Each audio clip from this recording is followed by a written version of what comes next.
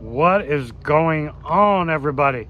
You know, a lot of us were told that Starbucks months and months ago was a way better investment than something like Yieldmax. And some time has passed, and since inception, a lot of these funds, and I would like to compare the funds that I own to Starbucks and kind of see where I would be had I invested in Starbucks versus Yieldmax funds. This is Mike, the Tactical Stock Scalper. All right. I am on vacation in beautiful Northwest Arkansas, in Rogers, Arkansas, right by the clear, pristine Beaver Lake. Absolutely beautiful.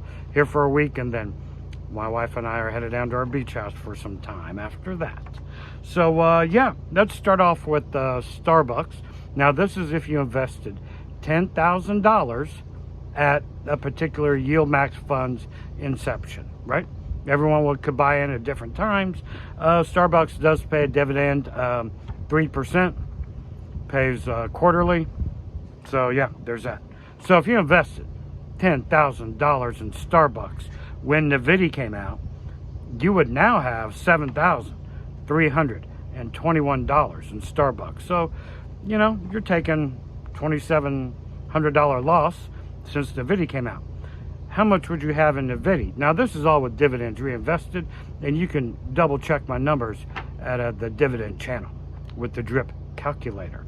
So if I invested in NVIDIA, which I own NVIDIA, you would have $25,643. Quite a contrast between NVIDIA and Starbucks, right? But, you know, NVIDIA's my top performer and has been, so that's to be expected. And a company like NVIDIA has just absolutely ripped. What about AMZY? I own AMZY. Let's see how Starbucks would have performed against AMZY. So if you invested $10,000 in Starbucks at AMZY's inception, you'd have $7,476. So again, you know, what'd you lose there? $2,600. In AMZY, you'd have $14,350. Quite a contrast. Not quite as big a contrast as NVIDIA, but still quite a large contrast between AMZY and Starbucks. Now, I don't own TSLY. I sold out of TSLY months ago, but there was some talk that Starbucks was way better than TSLY. Let's put these numbers together right now. So, when TSLY came out, if you invested $10,000 in Starbucks, you'd have $7,809. Okay? TSLY, you'd have $9,663. And, you know, here's the thing with something like a TSLY or any of these other funds.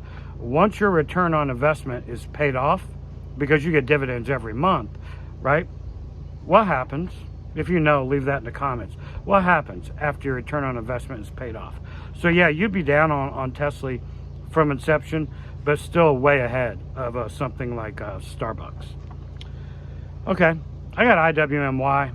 You know, certainly Starbucks is going to beat this, right? Because IWMY's share price continues to decline, but it does pay a dividend monthly.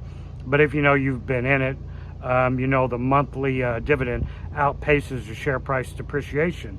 But still, I mean, Starbucks has got to beat this one, right?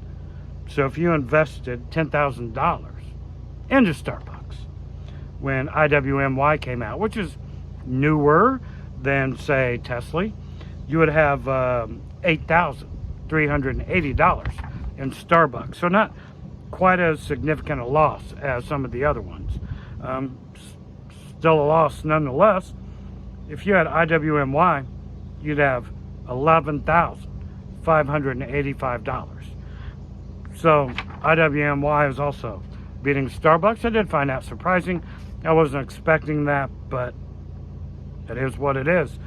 Again, this is all with dividends reinvested, right? What about Phoebe? Meta, I own that. What if I invested $10,000 into Starbucks when Phoebe came out? Let's see what happens here. Starbucks, you'd have $7,599. Still a pretty significant loss, I reckon. Phoebe, you'd have 13,662. So again, Starbucks hasn't beat any of these funds. Not one. Not even TSLY it hasn't beat. Pretty surprising. What about YMAG?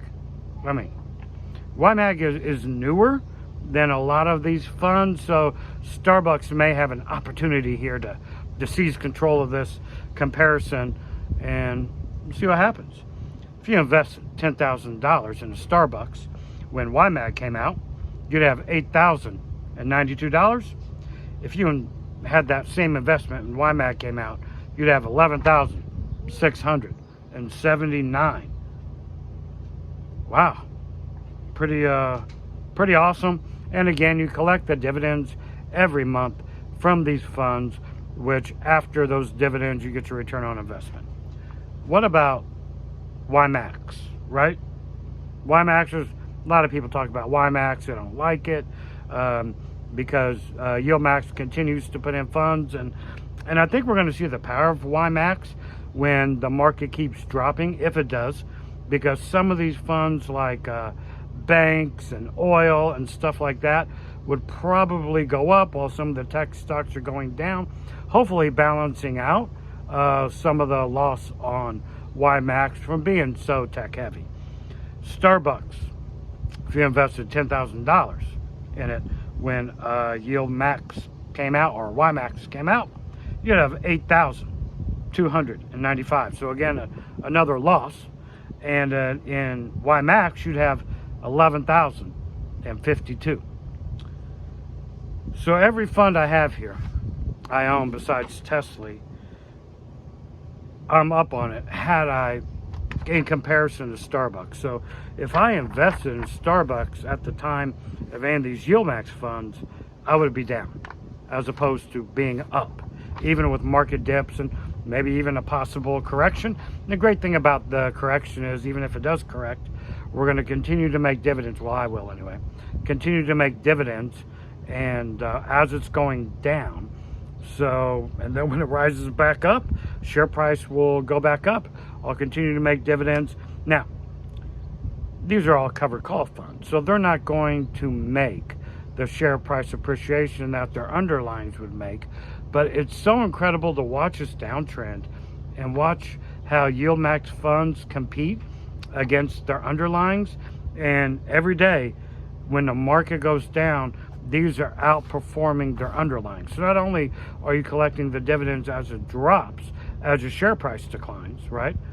You're going to collect it on the way up and get the share price appreciation. So as of right now, time will tell. Like, we can do this review in another 6 months or another year and see if it's changed. And it possibly could absolutely change. But we've seen TSLY go through a reverse split, still beating Starbucks. IWMY just went through a reverse split, but it just went through it like yesterday or today. So that one will need more time to tell. But yeah, I think we made the right, well, at least I made the right move of not going into Starbucks and going into these funds and getting my return on investment paid off. And then after that happens, we know what happens. This is Mike, the Tactical Stock Scalper, out.